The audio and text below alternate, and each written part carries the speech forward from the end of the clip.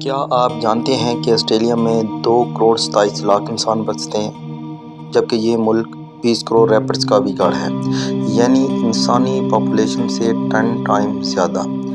Rapids ने Australia में इतनी तबाही मचा रखी थी कि ऑस्ट्रेलिया ने इन्हें ख़तरनाक मखलूक साबित कर दिया।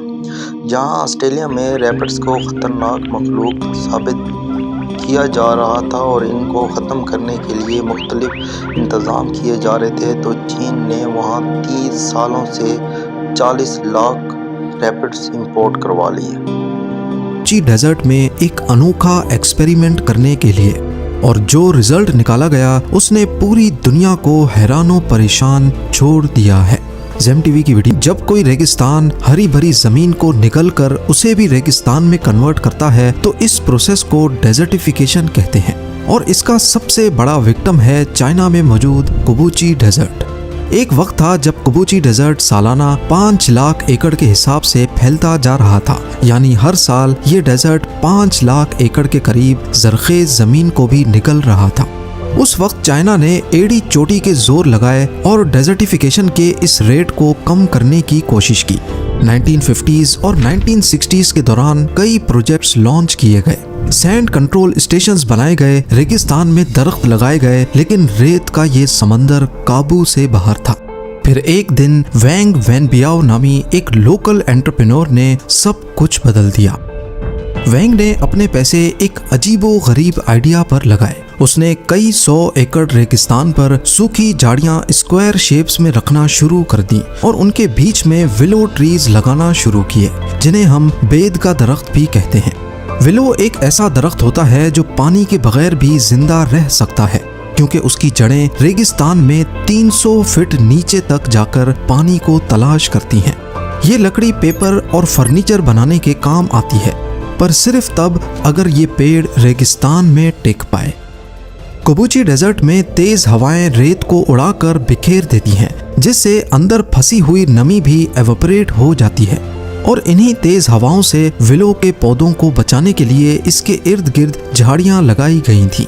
शुरुआत में वैंग पर सब लोग हंसते थे कि देखो कौन पागल रेगिस्तान में पेड़ लगाता है, लेकिन किसी को भी वैंग के इरादों का इल्म नहीं था। अगले 3 साल तक सब सही चलता रहा, लेकिन फिर एक नया मसला खड़ा हो गया। विलोज के पेड़ को अब स्पेशल केयर की जरूरत थी। अगर उन्हें पेपर और फर्नीचर इंडस्ट्री को बेचना था तो जरूरी था कि पेड़ की नई टहनियों को फौरन काट दिया जाए, ताकि दरख्त का मेन तना मोटा हो जाए। पर रेगिस्तान में ये काम करना बहुत मुश्किल भी था और महंगा भी, और यहीं से कहानी में एक नया मोड़ आता है। यही वो पॉइंट था जहां खरगोश यानी रैबिट्स की एंट्री होती है। खास तौर पर रेक्स रैबिट्स इस कहानी का हिस्सा बने। रेक्स रैबिट एक खास ब्रीड है जिनका फर बिल्कुल ओटर या ऊद के बालों जैसा होता है, बहुत मुलायम, महंगा और लग्जरी कपड़े बनाने में इस्तेमाल होता है। लेकिन रैबिट्स को यहाँ लाया ही क्यों गया? क्योंकि उनकी एक छोटी सी आदत ने कबूची डेजर्ट के इकोसिस्टम को ही बदल दिया।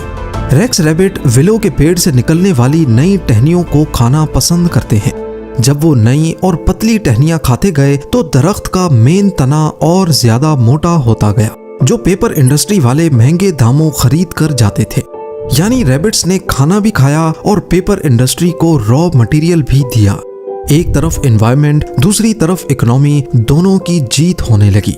पर यह कहानी की सिर्फ शुरुआत थी। जैसा कि आपने पहले जाना, विलो पेड़ की जड़ें 300 फीट तक जमीन के अंदर चली जाती हैं। ये जड़ें रेत के अंदर जाकर उनकी स्ट्रक्चरल स्टेबिलिटी को बढ़ाने लगी, और उससे फायदा ये हुआ कि तेज हवाओं के दौरान अब रेत उड़ती नहीं थी और उनके अंदर फंसी हुई नमी एवोपरेट नहीं होती थी। इसी बीच रैबिट्स ने अपना असल कमाल दिखाना शुरू किया। रेक्स रैबिट्स का वेस्ट यानी उनका गोबर फर्टिलाइजर के तौर पर काम आने लगा। चाइना के जीरो वेस्ट सिस्टम में ये भी एक कीमती प्रोडक्ट बन गया। दूसरा, रेक्स रैबिट्स की ये ब्रीड सबसे ज्यादा बच्चे पैदा करती है। एक फीमेल साल में 50 बनी को जन्म देती है, यानी इनका रिप्रोडक्शन रेट भी काफी ज्यादा है। जब ये रैबिट्स ज्यादा हुए तो उनका गोबर भी बढ़ता गया और जमीन और ज्यादा जरखेज होती गई। देखते ही देखते रेत खेतों में बदल गई, जहां अब ऑर्गेनिक सब्जियां भी उगाई जाने लगी। रेक्स रैबिट्स की एक और अहम खूबी ने भी इस चमत्कार में अहम किरदार अदा किया। इनकी एक और खूबी ये थी कि ये घास तो हजम कर लेते हैं, लेकिन घास के बीज को हजम नहीं कर पाते। इसकी वजह से बीज एज इट इज इनके गोबर के साथ निकल आता और कुछ अरसे बाद घास भी मल्टीप्लाई होने लगी। यानी रैबिट्स ने सिर्फ विलो ट्रीज की मेंटेनेंस का काम नहीं किया, बल्कि घास भी उगाई और आखिर में उनके फर को भी महंगे दामों सेल किया जाने लगा। ये प्रोसेस एक सेल्फ सस्टेनिंग साइकिल बन गया। रैबिट्स ने लिटरली रेगिस्तान को हरा भरा करना शुरू कर दिया। इस एक्सपेरिमेंट की कामयाबी के बाद वैंग सिर्फ यहीं पर नहीं रुका। उसने 100 बिल्डोजर्स किराए पर लिए और रेगिस्तान के टीलों को लेवल करना शुरू कर दिया। उसने खड्डे भरे, जमीन सीधी की और उस पर भी विलो के पेड़ लगाना शुरू कर दिए। इस दौरान लोकल लोगों को इनकरेज किया कि वो रेक्स रैबिट्स पालें। उसने चाइनीज गवर्नमेंट की मदद से लाखों रेक्स रैबिट्स मंगाए और लोकल लोगों में बांट दिए। हर घर अब एक छोटा फार्म बन गया। 10 साल तक ये प्रोजेक्ट चलता रहा और